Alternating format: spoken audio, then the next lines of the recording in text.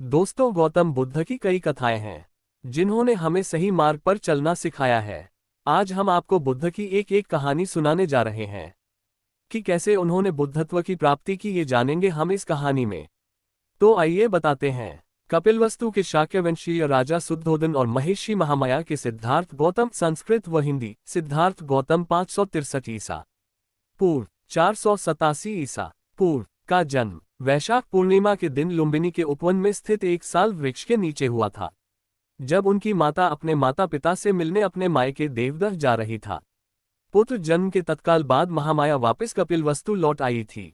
तावविंस देवों से शिशु के जन्म की सूचना पाते ही शिशु के दादा सिंहनु के गुरु तथा राजपुरोहित तत्क्षण कपिलवस्तु पहुंचे। शिशु को अपनी गोद में उठाया। जैसे ही शिशु को निकट से देखा तो उनकी आंखें पहले तो खुशी से चमक उठीं, लेकिन फिर आंसुओं में डूब गईं। राजा शुद्धोदन द्वारा कारण पूछे जाने पर उन्होंने बताया था, ये शिशु बुद्ध बनने वाला है, इसलिए मैं प्रसन्न हूँ। किंतु दुख इस बात का है कि शिशु की बुद्धत्व प्राप्ति तक मैं जीवित नहीं रह सकूंगा। शिशु के जन्म के 5वें दिन उसके नामकरण के अवसर पर 108 ज्योतिषियों को आमंत्रित किया गया था, जिनमें 8 विलक्षण ज्योतिषी भी थे। उन 8 में से 6 राम, ध्वज, लक्ष्मण, मंती, भोज और सुदंत ने ये भविष्यवाणी की थी कि वह शिशु या तो चक्रवर्ती सम्राट बनेगा या एक कांदज्ञ का कम उम्र की वह शिशु निश्चित रूप से एक बुद्ध बनेगा। शिशु का नाम सिद्धार्थ गौतम रखा गया। 7वें दिन सिद्धार्थ की माता का देहांत हो गया। तब उसके लालन पालन का दायित्व उसकी मौसी महाप्रजापति ने लिया। वह भी शुद्धोदन की एक रानी थी और उनका विवाह भी शुद्धोदन के साथ उसी दिन हुआ था जिस दिन महामाया का 16 वर्ष की अवस्था में सिद्धार्थ ने शाक्यों की एक सभा में अपने अद्भुत युद्ध कौशल दिखाए। सारभर्ग जातक के अनुसार तो उन्होंने एक ऐसे धनुष को उठा अपने कर्तव्य दिखाए थे जिसे 1000 आदमी मिलकर भी नहीं उठा सकते थे। किंवदंती तो यह है कि उनके शौर्य से प्रसन्न हो उन्हें 40,000 शाक्य कन्याओं के हाथ प्राप्त हुए थे, जिनमें सुदबुद्ध की राजकुमारी बिंबा उनकी प्रमुख रानी बनी थी, जो बाद में राहुलमता के नाम से बौद्ध साहित्य में विख्यात है। बिंबा ही भद्दकछा, सुभद्दका और यशोधरा हिंदी संस्कृत यशोधरा के नाम से जानी जाती हैं। 29 वर्षों तक थरम, थसुरम्भ और थसुब नामक प्रासादों में राज वैभव भोगने के बाद सिद्धार्थ संसार से विमुक्त हो संन्यास को उन्मुख हुए। कहा जाता है कि उन्होंने एक बार किसी रोगी को देखा और अनुभव किया कि हर कोई जो पैदा होता है। फिर उन्होंने किसी वृद्ध को देखा। इससे उन्हें यह विदित हुआ कि हर कोई जो जन्म लेता है कालांतर में वृद्ध भी होता है, उसके हाथ पैर शिथिल और जर्जर हो जाते हैं।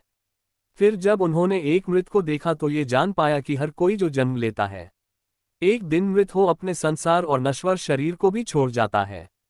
तब सारे सुख सुविधाओं और वैभव की वस्तुएं निरर्थक हो जाती है। अतः संसार सारहीन है। अंततः जब उन्होंने वैभव का त्याग कर सत्य का अन्वेषण कर रहा था तो उन्होंने भी संसारिकता का परित्याग कर संन्यास वर्ण कर गृह त्याग किया। शाक्य, कोली और मल राज्यों को पार कर सन्यासी के रूप में वे राजगीर आदि स्थानों पर भटकने लगे। इसी क्रम में उन्होंने अकार, ककाम और उद्धक रामपुत्त को अपना गुरु बनाया, किंतु उनके दर्शन व विचार से वे संतुष्ट नहीं हुए। अतः वे उरुबेका के सेनानी गांव पहुंचे और 6 वर्षा तक 5 भिक्षुओं के साहचर्य में कठिन तपस्या की कठिन चरम तप 2 मार्ग की अनुभुक्तता जान पुनः वे साधारण भोजन ग्रहण करने को प्रेरित हुए, जिससे खिन्न हो उनके 5 भिक्षु मित्र खिन्न हो उनका साथ छोड़ सारनाथ के इसिपत मिगदात को प्रस्थान कर गए।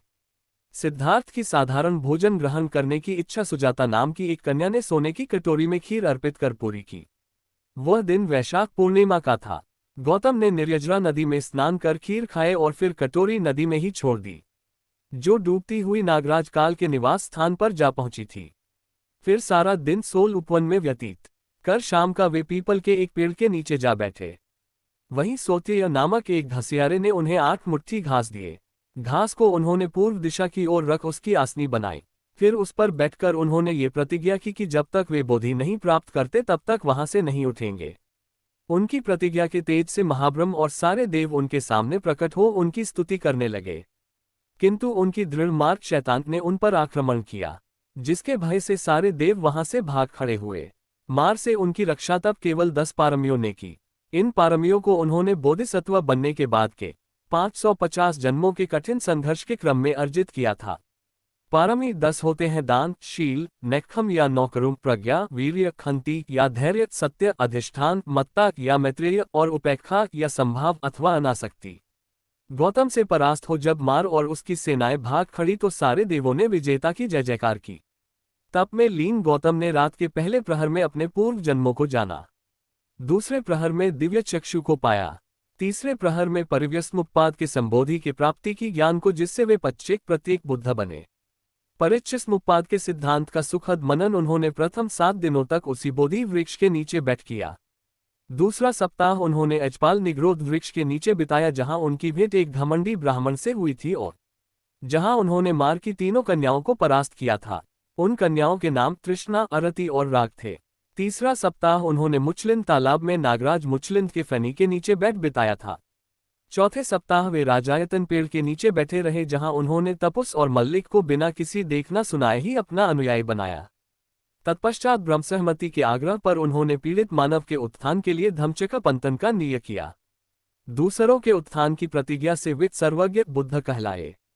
तब अपनी धम्म देशना के प्रवर्तन हेतु अपने 5 तपस्वी मित्रों को योग्य पाया, जो उन दिनों वाराणसी के इसिपतन मिगदाय में वास कर रहे थे। इस धम्मचक्र प्रवर्तन की महत्ता को अशोककालीन सारनाथ सिंह स्तंभ में दर्शाया गया है, जो आज भारतीय गणराज्य का राजकीय चिन्ह है। 4 मुख वाला वह सिंह बुद्ध के धम्म या देशना का सिंहनाद आज भी हर दिशा में गुंजाता प्रतीत होता है। पुनः सिंह स्तंभ में अंकित चक्र, जो अशोक चक्र के नाम से जाना जाता है, आज जो भारतीय राष्ट्रीय ध्वज पर बड़े गौरव से लहराता रहता है, वस्तुतः धर्म चक्र का ही प्रतीक है। दोस्तों, गौतम बुद्ध महान हैं। उन्होंने हमेशा हमें सही मार्ग दिखाया, अच्छी सीख दी। तो दोस्तों, आपको ये गौतम बुद्ध की कथा कैसी लगी, हमें कमेंट बॉक्स में जरूर बताइएगा और वीडियो को लाइक और शेयर करना मत भूलिएगा।